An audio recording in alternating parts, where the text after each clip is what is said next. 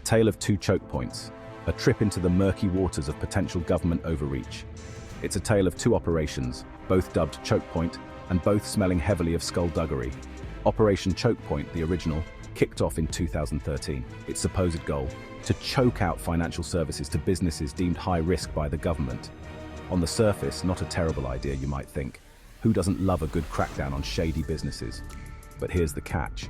What the government considered high risk was about as clear as a mud puddle. And the tactics? Well, let's just say they were more strong-armed than strategic. Fast forward a few years and Operation Chokepoint 2.0 slinks onto the scene.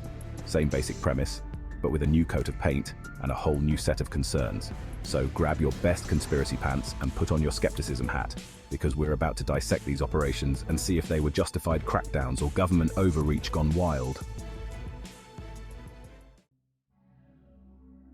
Picture this. It's 2013 and the Obama administration is on a mission. They want to stop fraudsters and predatory lenders from exploiting the financial system. Enter Operation Chokepoint. The idea was simple, at least on paper. The Department of Justice and other agencies would pressure banks to cut off financial services to businesses considered high risk for fraud and money laundering. Sounds reasonable, right? Except the devil was in the details, and those details were about as transparent as a brick wall. The government never released a clear list of what industries or practices they considered high risk. This lack of transparency would come back to bite them hard.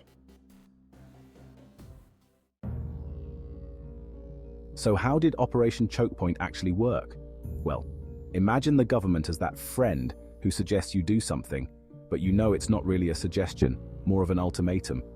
Instead of directly shutting down businesses, the feds leaned on banks and payment processors.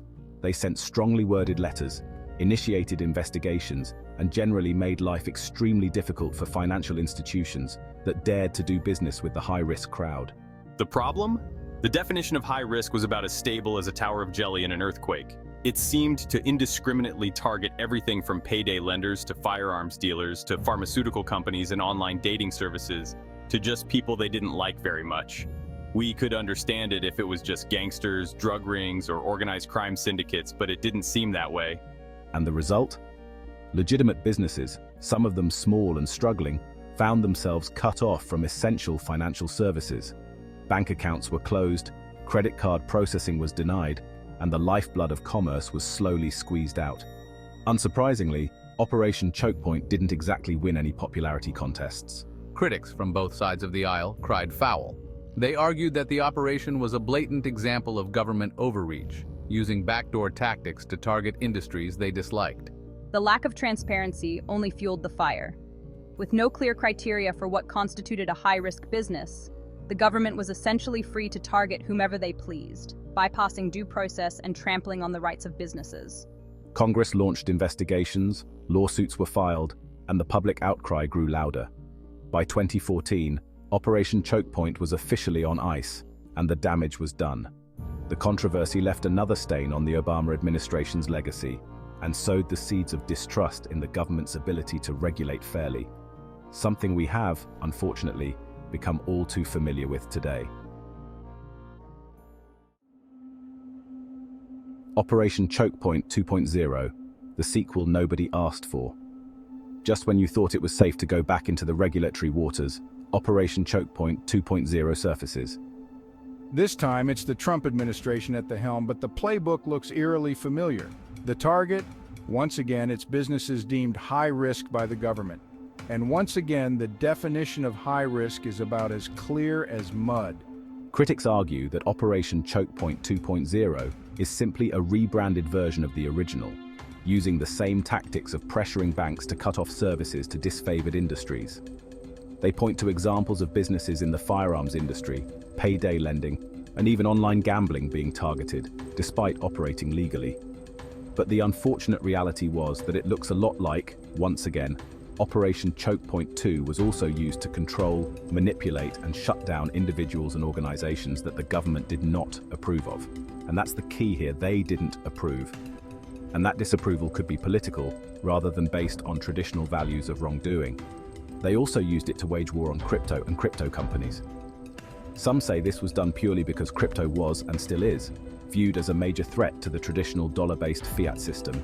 The Trump administration, of course, denies any wrongdoing, claiming that the operation is simply about cracking down on fraud and protecting consumers. But the echoes of the original Chokepoint are hard to ignore, and the controversy rages on.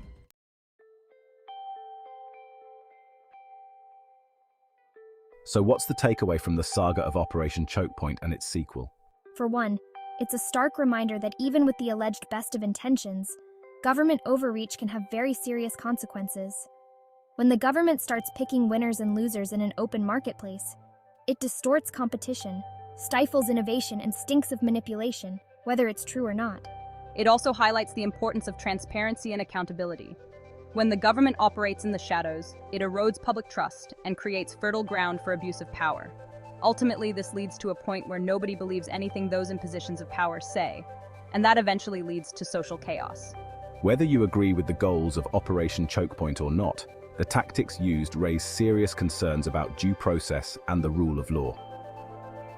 In a free market economy, businesses or individuals should be allowed to operate without fear of arbitrary government interference. The legacy of Operation Chokepoint is a cautionary and potentially dystopian tale, a reminder that even in the pursuit of worthy goals, the ends do not justify the means.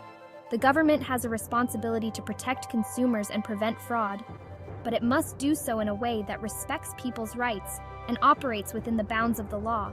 And crucially, they must remain open, transparent, and fair to all sides. Because if they don't, well, let's just say that path probably doesn't end well. Until the next time, thank you for watching.